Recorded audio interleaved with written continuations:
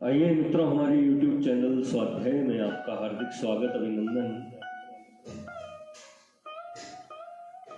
आज हम आपके लिए लेकर आए हैं महापुरुषों की महिमा इस शीर्षक पर प्रेरणादायक ज्ञानवर्धक ज्ञान चर्चा।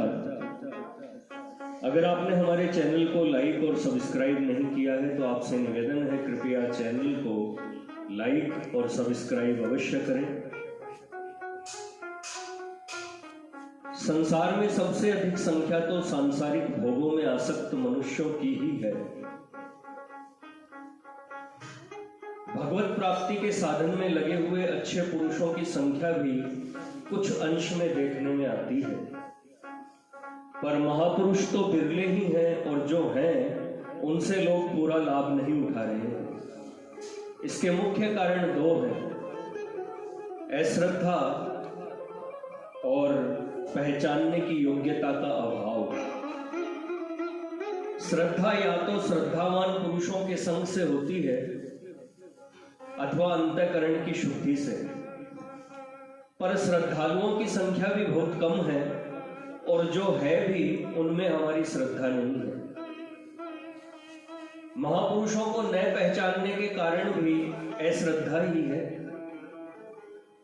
मनुष्यों की दृष्टि स्वभावतः दोष दर्शन की ओर ही अधिक रहती है, जिसके कारण श्रद्धा पहले तो कठिनता से उत्पन्न होती है और होती है तो उसका स्थिर रहना बड़ा ही कठिन होता है। अच्छे पुरुषों में भी लोग दोष बुद्धि कर ही लेते हैं। साक्षात भगवान श्री राम और भगवान श्री कृष्ण हमारी विशेष श्रद्धा के पात्र हैं, परंतु दोष दृष्टि वालों को उनके चरित्र की आलोचना करने पर उनमें भी दोष मिल ही जाते हैं। वाल्मीकि रामायण में तो श्री रामचंद्र जी के चरित्र में अनेक दोष और संदेहजनक स्थल मिल ही सकते हैं, पर जिन गोस्वामी तुलसीदास जी ने दोषों का बहुत कुछ परिहार करने की चेष्टा की है, उनके मानस में भी अज्ञ और अश्रद्धालु लोग दो तीन स्थलों पर संदेह, तर्क और अश्रद्धा कर बैठते हैं। उनका कहना है कि राम ने बाली को छिपकर बाण द्वारा मारा, शूर्पणखा के साथ मजाक किया और अग्नि परीक्षा में उत्तीर्ण हो जाने पर भी निरपराधिनी सीता का परित्याग करके लोक निंदा को अधिक महत्व देकर न्याय और आत्मबल की न्यूनता दिखलाई। इसके सिवा श्री राम साधारण मनुष्यों की भांति सीता के लिए विलाप करने और जोर जोर से रोने लगे। इसी प्रकार श्री कृष्ण की बाल लीला में वे चोरी, व्यभिचार और झूठ आदि के दोष लगाते हैं। उनके प्रौढ़ावस्था के कार्यों में भी अनेक दोषों की कल्पना करते रहते हैं, जैसे युधिष्ठिर को मिथ्या भाषण के लिए प्रेरित करना, युद्ध क्षेत्र में शस्त्र धारण न करने की प्रतिज्ञा को तोड़कर आवेश और क्रोध में आकर उन्मत्त की भांति भीष्म के पीछे दौड़ना। इन स्थलों पर उन्हें श्री कृष्ण में मिथ्या भाषण, प्रतिज्ञा भंग और अनुचित व्यवहार के दोष प्रत्यक्ष दृष्टिगत होते हैं। कहने का तात्पर्य यह है कि दोष देखने वाले को निर्विकार अवतारों में भी दोष मिल ही जाते हैं। तब दूसरों की तो बात ही क्या है, परंतु बात तो यह है कि हम विषय विमूढ़ जीव भगवान की लीला और उनके कार्यों को क्या समझें। उन पर किसी प्रकार का कानून तो लागू है नहीं, और यदि है भी तो हम उसे समझ कैसे सकते हैं। हम उसे समझ ही कैसे सकते हैं जब ज्ञानी की क्रियाओं को समझने में ही हमारी बुद्धि जवाब दे जाती है, तो फिर साक्षात मायापति ईश्वर के कार्यों को विचारने और समझने की हम में योग्यता ही क्या है। यदि हम स्वभाव दोष से उनको तर्क की कसौटी पर कसने का निंदनीय प्रयास करें, तो वह हमारी युक्ति और तर्क के आधार पर ही ईश्वर की सिद्धि हुई। फिर ईश्वर में ईश्वरत्व ही क्या रहा। ऐसी दशा में तो कोई भी व्यक्ति श्रद्धा के योग्य प्रमाणित नहीं होता, किसी पर भी श्रद्धा नहीं की जा सकती। पर हमें आत्म कल्याण के लिए यह बात भली भांति समझ लेनी चाहिए कि उत्तम क्रियाशील ज्ञानी की समस्त क्रियाओं को हम समझ नहीं सकते, अतः उनमें शंका करना किसी भी प्रकार से उचित नहीं है। यदि श्रद्धा की कमी के कारण उनमें कोई दोष दिख भी जाए तो विचार द्वारा मन में समाधान करने की चेष्टा करनी चाहिए। इतना करने पर भी यदि संतोष न हो तो श्रद्धा और विनय पूर्वक उन्हें पूछकर भी संदेह निवृत्त किया जा सकता है। महात्माओं को न पहचानने में प्रधान हेतु अंतःकरण की मलिनता से पैदा हुई अश्रद्धा ही है। जब हम किसी महापुरुष के पास जाते हैं तो अश्रद्धा को प्रायः साथ ही लेकर जाते हैं। हम इसी बात की परीक्षा करते फिरते हैं कि किन महात्मा जी में कितना पानी है। दुख की बात तो यह है कि हम एक साधारण वैद्य की भी इतनी परीक्षा नहीं करते, वह चाहे नितांत अज्ञ ही हो, पर फिर भी हम अपना जीवन सर्वतोभावेन उसके समर्पण कर देते हैं। यदि वह विष पिला दे तो भी हम उसे पीने में नहीं हिचकते। मेरे कहने का यह अभिप्राय नहीं कि कोई भी ढोंगी महात्मा बन बैठा हो और उसी में अंधे होकर श्रद्धा कर लेनी चाहिए। श्रद्धा करने की आवश्यकता है सच्चे महापुरुषों में, पर जब तक हमको ऐसे पूर्ण महात्मा न मिले तब तक हम जिन्हें अपनी बुद्धि से अच्छे पुरुष समझें उनके सद्गुणों को ग्रहण करना चाहिए। दुर्गुण तो किसी के भी नहीं लेने चाहिए। उपनिषद में कहा है, गुरु कहता है, हे शिष्य, जो शास्त्रोक्त कर्म है उन्हीं का तुम्हें आचरण करना चाहिए, शास्त्र विरुद्ध का नहीं।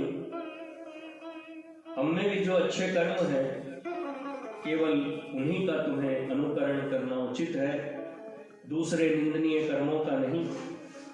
पूर्ण महात्माओं के दर्शन हो जाएं तब तो कहना ही क्या है, क्योंकि उनके मुख से जो शब्द निकलते हैं वे पूर्णतः तुले हुए होते हैं। जैसे एक व्यापारी अपनी दुकान पर माल तोलकर ग्राहकों को देता है, अंदाज से नहीं, इसी प्रकार महापुरुष की वाणी का प्रत्येक शब्द उसके हृदय रूपी तराजू पर तुल कर आता है। उनके वाक्य अमूल्य होते हैं, उनकी क्रियाएं अमूल्य होती है और उनका भजन अमूल्य होता है। उनके मन, वाणी और शरीर के प्रत्येक कार्य महत्वपूर्ण और तात्विक होते हैं। उनकी मौन अक्रिय अवस्था में भी विश्व कल्याणक का उपदेश भरा रहता है। अतः उनका भाषण, स्पर्श, दर्शन, कर्म, ध्यान और यहाँ तक कि उनकी छुई हुई चीज भी पवित्र समझी जाती है। भगवान कहते हैं, वे जो कुछ प्रमाणित कर देते हैं स्वयं चाहे न करें और केवल कह दें कि मैं अमुक कार्य को अच्छा मानता हूं, लोग उसी को प्रामाणिक मानने लगते हैं।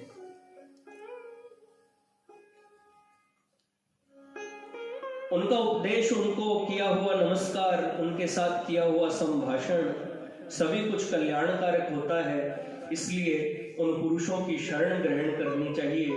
भगवान श्री कृष्ण ने कहा है, हे अर्जुन, उन तत्व को जानने वाले ज्ञानी पुरुषों से भली भांति दंडवत प्रणाम, सेवा और निष्कपट भाव से किए हुए प्रश्नों द्वारा उस ज्ञान को जानो। वे मर्म को जानने वाले ज्ञानी जन तुम्हें उस ज्ञान का उपदेश करेंगे। इस प्रकार के पुरुष यदि हमें मिल जाएं तो फिर हम उन्हें पहचान कर उनका अमोघ संग करें तथा उनकी बातों को लोहे की लकीर, ईश्वर की आज्ञा के तुल्य मानकर काम में लावें, तो हम अपना तो क्या दूसरों का भी कल्याण करने में समर्थ हो सकते हैं। गंगा के स्नान पान से जिस प्रकार बाहर भीतर की पवित्रता होती है, उससे भी बढ़कर महात्माओं का संग पावन करने वाला होता है। दुर्भाग्यवश यदि ऐसे सिद्ध भक्तों की प्राप्ति न हो अथवा होकर भी यदि हम उन्हें पहचान न कर सकें तो दूसरे दर्जे में शास्त्रों और देवी संपदा वाले साधकों को आधार बनाना चाहिए। शास्त्रों की अधिकता और उनमें प्रतिपादित विषयों की गूढ़ता को न समझ सकने के कारण केवल गीता ही हमारे लिए पर्याप्त हो सकती है, क्योंकि भगवान ने इसमें सर्व शास्त्रों का सार भर दिया है। अतः सर्वस्व का नाश होने पर भी गीता और अच्छे पुरुषों की बात नहीं टालनी चाहिए। इतनी श्रद्धा हो जाने पर फिर कल्याण होने में देरी का कोई काम नहीं। जिस माता के गर्भ से ऐसा सुपुत्र उत्पन्न हो वह निसंदेह ही पुण्यवती और सौभाग्यशालिनी है। पुत्रवती युवती जग सोई, रघुवर भगत जासु सुत होई। सोकुल उमा धन्य सुनु, जगत पूज्य सुपुनीत। श्री रघुवीर परायण, जे ही नर उपज विनीत। ऐसे महापुरुष भागीरथी की तरह स्वयं पवित्र और दूसरों को भी पवित्र करने वाले होते हैं। शास्त्रकारों ने तो महात्माओं की महिमा गंगा से भी बढ़कर बतलाई है। एक बार गंगा ने ब्रह्मा जी के पास जाकर यह प्रार्थना की कि महाराज, असंख्य पापियों के दल मुझ में स्नान करके अपने अनंत जन्मों के पाप छोड़ जाते हैं, फिर मेरे लिए भी तो कोई ऐसा उपाय होना चाहिए कि जिससे मैं भी पाप मुक्त और पवित्र बन सकूं। इसके उत्तर में ब्रह्मा जी बोले, गंगे, संतों के होते हुए तुझे चिंता ही किस बात की है। उनके चरण स्पर्श मात्र से तेरे समस्त पापों का तत्काल विध्वंस हो जाएगा। वास्तव में संतों की चरण रज में ऐसी अद्भुत शक्ति है कि उसे मस्तक पर रखते ही मनुष्य पवित्र हो जाता है। ऐसे भगवत भक्त पवित्र को भी पवित्र करने वाले होते हैं। तीर्थी कुर्वन्ति तीर्थाणि, वे जहाँ तप करते हैं वहीं भूमि तीर्थ बन जाती है। तीर्थों का तीर्थत्व संतों और प्रभु के संग से ही माना जाता है। जहाँ भगवान ने वास किया अथवा महापुरुषों ने तपस्या की, वही स्थान तीर्थ बन गया। कपिलायतन और भारद्वाज आश्रम के दर्शनार्थ लोग इसीलिए जाते हैं कि वहाँ कपिल और भारद्वाज ने तपस्या की थी। पंचवटी और चित्रकूट की पवित्रता भगवान श्री रामचंद्र जी के वहाँ निवास करने के कारण ही मान्य है। नर नारायण की तपोभूमि होने के कारण ही बद्रिकाश्रम के दर्शनार्थ लोग कठिन कष्ट सहकर भी जाते हैं। पुल को वानर सेना ने बनाया था। इसी से आज सेतुबंध रामेश्वर के पाषाण खंडों को लोग पूज्य मानते हैं। भक्त जो क्रिया कर जाते हैं वही लाखों वर्षों के बाद भी पूजित होती है। नैमिषारण्य में संत एकत्र होकर हरि चर्चा किया करते थे, इसी से वह स्थान तीर्थ माना जाता है। अवध और सरयू की महिमा का प्रधान कारण श्री रामावतार ही है। मथुरा, गोकुल और वृंदावन आदि तीर्थ श्री कृष्ण अवतार के कारण ही इतने अधिक मान्य और पूजित हैं। संसार में जितने भी तीर्थ और देव स्थान हैं, उन सब का महिमा के प्रधान कारण भगवान और उनके भक्त ही हैं। परम पावनी भागीरथी प्रभु चरणों के प्रभाव से ही सर्वश्रेष्ठ मानी जाती है। स्रोत सामस्मी जहन्नवी, कहीं कहीं तो भक्तों की महिमा भगवान से भी बढ़कर बतलाई गई है। यथा मोरे मन प्रभु अस विश्वासा, राम ते अधिक राम कर दासा। राम सिंधु धन सज्जन धीरा, चंदन तरु हरि संत समीरा। इन चौपाइयों में श्री राम की निंदा नहीं समझनी चाहिए, इनसे उनकी महिमा और भी बढ़ती है। यद्यपि प्रत्यक्ष में इनके द्वारा भक्तों की महिमा ही प्रकट होती है, पर वस्तुतः यह महिमा भगवान की ही है, क्योंकि उनकी महामहिमा से ही भक्त महिमान्वित होते हैं। ऐसे महापुरुषों का संग मिलना बड़ा ही कठिन है। पुण्य के प्रभाव से ही उनकी प्राप्ति होती है। पुण्य पुंज बिन मिलहि न संता, सत संगति संस्कृति करंता। भगवान श्री कृष्ण ने भी गीता में संतों की महिमा का गान श्रीमुख से किया है। अन्य त्वमेव जानन्त है, श्रुत्वान्येभ्य उपासते, तेपि चातित रन्त एव मृत्युम श्रुति परायणा। अर्थात दूसरे यानी जो मंद बुद्धि वाले पुरुष हैं, वे स्वयं इस प्रकार न जानते हुए दूसरों से यानी तत्व के जानने वाले महापुरुषों से सुनकर ही उपासना करते हैं। उनके कहने के अनुसार ही श्रद्धा सहित तत्पर होकर साधन करते हैं।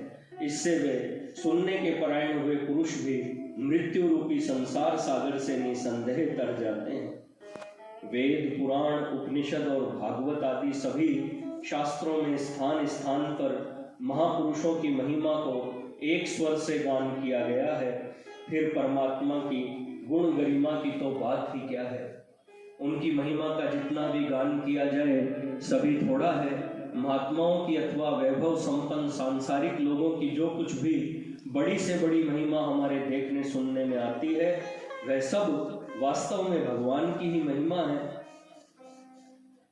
भगवान ने कहा है, हे अर्जुन, जो जो भी ऐश्वर्य युक्त, कांति युक्त और शक्ति युक्त वस्तु है उसको तुम मेरे ही तेज से अंश से उत्पन्न हुए जान ऐसे महामहिम प्रभु के प्रेमी भक्तों के समागम द्वारा भी जो मनुष्य लाभ नहीं उठा सकते, उनके लिए भगवान श्री रामचंद्र जी ने ठीक ही कहा है, जेन तरहि भव सागर ही नर समाज अस पाए, ते कृत निंदक मंदमती आत्म हन गति जाए। संत शिरोमणि तुलसीदास जी ने तो साधु संघ के सुख को मुक्ति के सुख से भी अधिक आदर किया है।